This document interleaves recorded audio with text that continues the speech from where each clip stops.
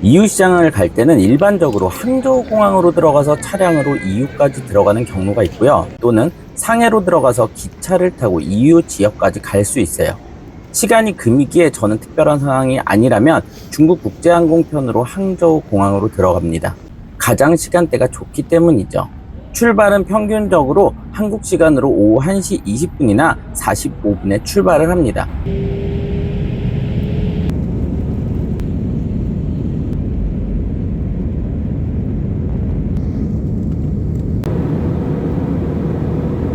중국 시간 15시가 넘어서 도착을 해요.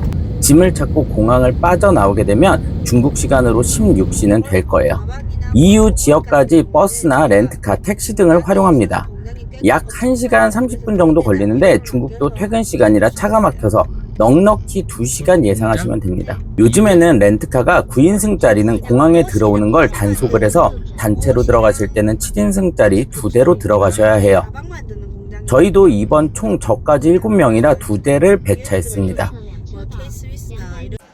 호텔에 도착하면 중국 시간으로 저녁 6시 정도가 되고요. 저도 이유시장을 17년 정도를 다녔기 때문에 여러 호텔을 가봤지만 지금 호텔이 가장 깔끔하고 편했습니다. 이유 지역은 호텔 주위에 뭐가 너무 없어서 저녁 9시 이후면 깜깜한데, 이 호텔은요 저녁 밤 11시까지 야식 뷔페가 제공이 됩니다. 물론 조식도 한국 입맛에 아주 잘 맞는 요리들이 많고요. 요거트가 아주 기가 막힙니다. 그리고 특히나 1층에는 24시간 편의점이 있다는 게 진짜 꿀입니다. 중국 루이싱 커피의 라떼는 일본의 라떼만큼 정말 맛있고요. 스타벅스도 있고 KFC까지 1층 로비에 다 있어서 조식이 혹시 지겨울 때는 KFC를 드시는 걸 추천드립니다. 첫날에는 앉아서 계속 이동만 했으니 차를 잠시 세워두고 약 7분 정도 바람을 맞으며 이후의 야경을 감상하며 저녁 식사를 하러 가요. 호텔과 대형 쇼핑몰도 아주 가까운 위치에 있습니다. 제가 이유 투어를 처음 진행할 때 이유 투어의 후기들을 저도 많이 검색들을 해봤어요. 안 좋은 후기들을 검색하니 2인 1실이 불편했다, 식사가 너무 부실하다 라는 댓글들이 정말 많이 보였습니다. 이유? 좋은 곳 분명하게 많은데, 이유는 상품 소싱에 있어서, 그리고 지금 시기에 중국 시장을 활용을 하지 않고서는 국내 사입이나 1688만으로는 절대로 경쟁력을 가지고 지속 성장되는 사업을 하기도, 돈을 벌기 어려운 건 이제는 이미 누구나 다 아시는 부분일 거고요. 접근하시기가 어려워서 또는 접근하시기가 번거롭거나 귀찮아서 뒤로 미루시는 분들이 계실 거예요. 하지만 이 기회의 땅을 첫인상이 안 좋게 된다면 엄청나게 큰 부분을 놓쳐버리는 거죠. 활용할 게 무궁무진한 곳인데 말이에요. 여행에 와서 혼자 생각을 리프레시할 수 있는 1인 1실에 무조건 가장 맛있고 가장 좋은 곳으로 대접해드리자. 단순한 투어보다는 사업의 방향성에 대해 최대한 집중을 해보자. 수입 절차의 부분을 제대로 알려드리자 라고 생각하고 있습니다. 2분이든 3분이든 4분이든 6분까지 최대한 각자가 볼 수 있을 만큼 다 상품들을 서치해보고 올 수 있도록 동선을 짜보자. 이유시장의 첫인상을 좋게 남겨드리고 누구나 쉽게 각자가 다시 이유시장에 방문할 수 있도록 워크플로우를 알려드리는 게, 그렇게 큰 사업의 기회의 땅이 될 수 있도록 해보자가 제 투어의 목표입니다. 저녁 식사 이후 저희 투어 인원은 제 방에서 첫 모임을 가지고 늦은 시간까지 여러 질문들과 투어 시 알아둘 점들을 체크하며 웃고 떠듭니다. 다음날 오전 9시 로비에 모여 커피 한 잔씩들 하고 이유시장으로 출발합니다. 이후 푸텐시장의 영업시간은 오전 9시에서 오후 5시까지예요. 하지만 보통 오전 10시 정도부터 슬슬 가게들이 문을 열곤 합니다. 그리고 오후 4시 정도가 되면요, 여는 가게도 있겠지만 슬슬 한두 가게씩 문을 닫기 시작합니다. 유튜브에서만 봤던 웅장한 푸텐 1기의 입구.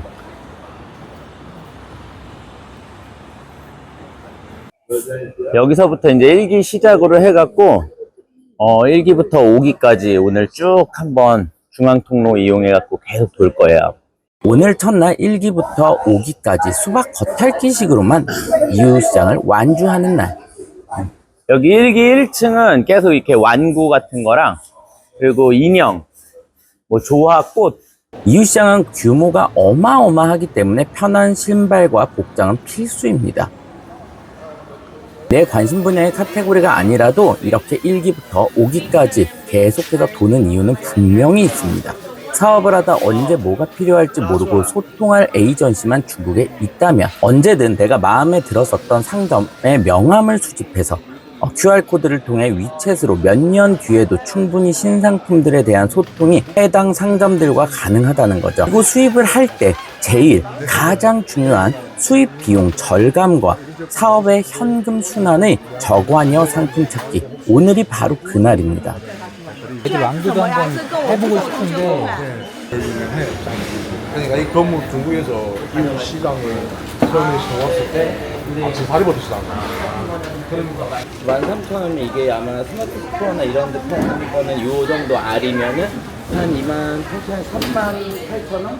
근데 이제 저거를 패키지가 굳이 안 바꿔도 사진을 조금 예쁘게 찍었다 그런 데는 이제 42,000원. 근데 브랜딩 샵을 했다 그러면 10만 얼마니까 액세서리가 판매가에 평균치가 없어요. 5년 동안은 안 받아도 돼요.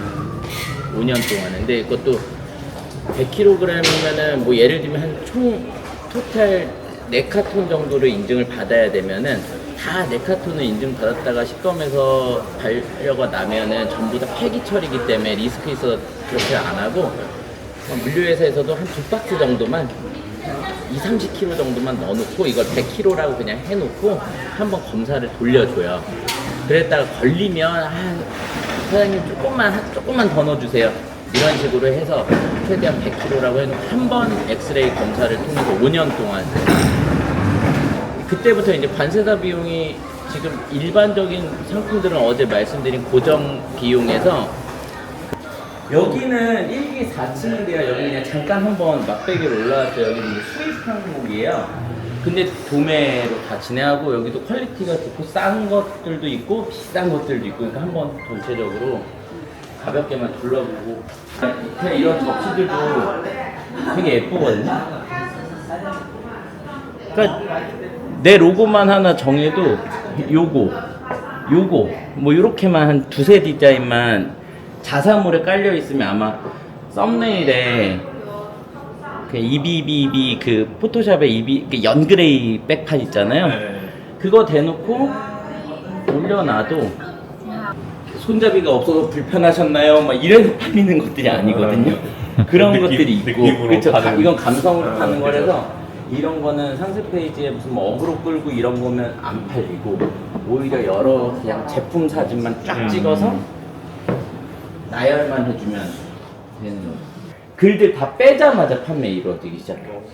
그러니까 그런 게 저런 거를 막 해놓고 진짜 누가 이런 걸 이렇게 해놓고 뭐 꽃병이 좁아서 불편하셨나요? 이렇게 되면 이제 망하는 거고 그냥 사진만 되게 고컬로 딱딱딱딱 하면은 그 상세 페이지도 상품에 따라서 어떤 거는 사진만 던져놔야 팔리고 그냥 꼭 다 어그로 끈다고 이게 되는 게 절대 아니고 그리고 가격으로 나는 승부를 보겠다. 남들보다 싸게 팔아야지. 그래도 굳이 상세 페이지에 좀 신경 안 써도 사진만 있으면 가격 싸면 또 그냥 나가요. 뭐 이런 것도 진짜 많이 나가는 걷고 또 걷고 걷고 또 걷고 떠들고 또 떠들고 제가 계속해서 떠들어 드려야 대표님들이 그나마 1기에서부터 5기까지의 길이 지치지가 않습니다. 좀 높아서 아마 막 싼 상품들은 아니에요. 그래서 그 매장에 막 사가고 그랬었어요. 그래서 이 많은 막 강아지 사가고 너무 이쁘지. 사무실에 하나 갖고 가야 돼 이런 거. 유튜브 찍을 때 뒤에 백판으로 써야지. 저 이후에서 사왔구나 다 알지. 이런 거는 얘네도 쿠팡에서 한창 작년에 엄청 많이 나갔었던 얘가 집들이 선물 키워드로 저 강아지 누워서 이렇게 있는 거 뽑고 블랙 하나 뽑고 예를 들면 이렇게 3개만 가져가면은 라벨만 붙이면 이건 한 2만 얼마에 팔 수가 있거든요.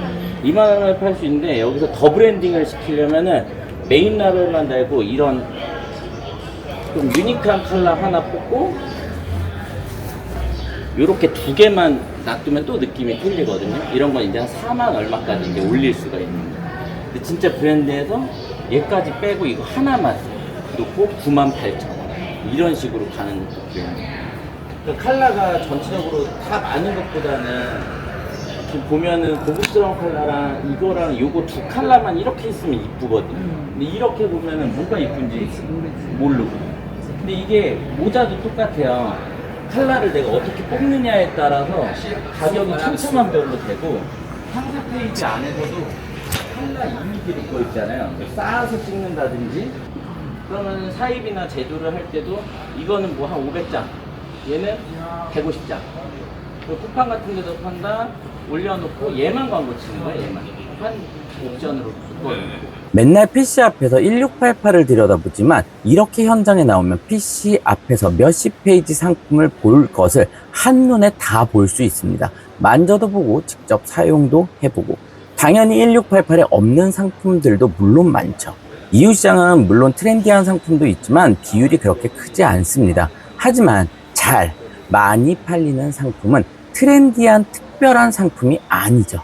비싸면서도 트렌디한 상품은 박람회들을 가셔서 최소 수량이 1000개든 2000개든 5000개든 되는 상품들의 로고를 넣고 가져와야 한다면 이웃 푸텐 시장은 소상품 시장으로 충분히 소량 사입도 가능하고 추후 소량 주문도 가능하며 주문하면 재고가 있는 이상 3일이면 3일, 4일 정도면 상품을 한국에서 충분하게 받습니다. 급한 건 하루 이틀에도 도착을 합니다. 트렌디한 상품보다는 돈 되는 상품들이 깔리고 깔린 게 바로 이웃 시장입니다. 비닐에 제 카페 전자체육을 링크 다 있거든요. 내 로고를 해서 도장으로 거기에 찍은 다음에 이거 실링기로 눌러버리면 패키징 예쁘게 해서 또 나갈 수도 있고. 돈이 되는 대중적인 상품들로 충분히 트렌디한 내 상품으로 만들 수가 있는 스킬을 바로 배우는 시장입니다. 이게 장사의 기술이겠죠. 아마 3기까지는 조금 속도 내서 갈게요. 네. 그러고 4기 해야지 아마 다 돌 수 있을 것 같아요. 아까 대표님 찾으시는 약간 이런 거나 이런 거를 이쪽 주변에 좀 있을 거예요. 이거보다 더 큰 것도 있을 거고. 1기부터 5기까지 계속 걷고 또 떠들고 계속 걷고 또 떠듭니다.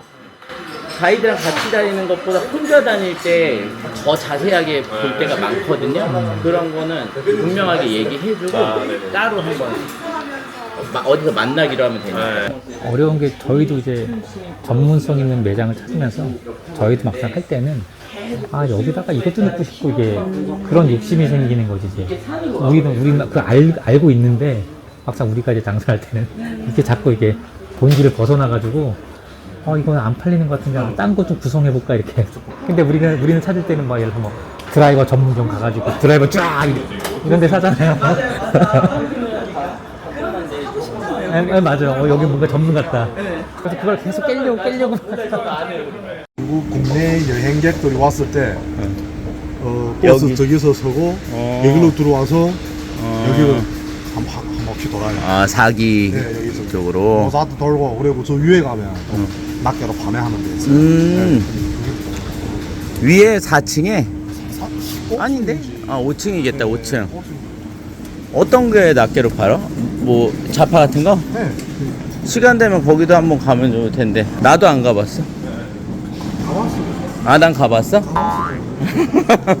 버리기 아까운 거야. 그러니까 내가 두 번째와 세 번째 날은 2인 1개조를 편성하여 저를 포함하여 가이드가 3명 정도 붙어서 상점들과 협상을 하고 필요시에는 가이드가 1명 더 붙게 됩니다. 조금 더 디테일하게 조사를 하며 한국에 돌아가서 필요한 데이터들을 계속해서 수집합니다. 데이터 수집만 잘 해와도 몇 년 내가 중국에 들어가지 않아도 해당 상점들과는 다 소통을 할 수 있는 거죠. 이건 역시 엄청나게 중요한 부분일 테고요. 시장을 돌 때는 세션마다 지그재그로 상점들을 하나하나씩 꼼꼼하게 돌아야 하며 방향을 혹시 잃어도 상점들 앞에 호수가 있어요. 그 호수가 즉 숫자가 커지는 쪽으로 계속해서 따라가면 1기에서 5기까지 갈 수가 있습니다. 반대로 숫자가 작아지는 쪽으로 가면요. 맞습니다. 매일매일 시장을 함께 돌고 맛있는 저녁 식사를 즐기고 마사지도 받고 밤에는 제 방에 모여 열정적인 온라인 사업의 경험담들과 방향성의 체크를 늦게까지 떠들며 질문에 답을 드리고 한국에 있을 때보다 저는 더 오히려 바쁜 시간을 보내고 돌아옵니다. 누군가는 이렇게 말합니다. 확실하게 어떠한 상품을 초이스해서 이웃시장을 가야 되는 거라고요. 하지만 제 생각은 너무너무 다릅니다. 사업에 진입 전이신 분들도 반드시 필요한 이웃시장이라는 곳에 나가 보시게 된다면 내가 생각하고 있었던 새로운 방향성들을 찾게 되고 직접 눈으로 보고 경험해보는 시장 조사는 내 사업을 어떠한 규모로 끌어올릴 수 있을지 모른다는 거죠. 단순하게 키워드만 하나 붙잡고 키워드를 10개 가지고 키워드를 30개 가지고 해당 상품만 찾아다니는 그런 이웃시장 소싱은 앞으로 지속 성장을 하는 사업에 있어서 절대 도움이 되지 않을 겁니다. 이웃시장에서 상점들을 조사하는 방법도 한번 영상에 올려보도록 하겠습니다. 구독과 좋아요라도 감사합니다.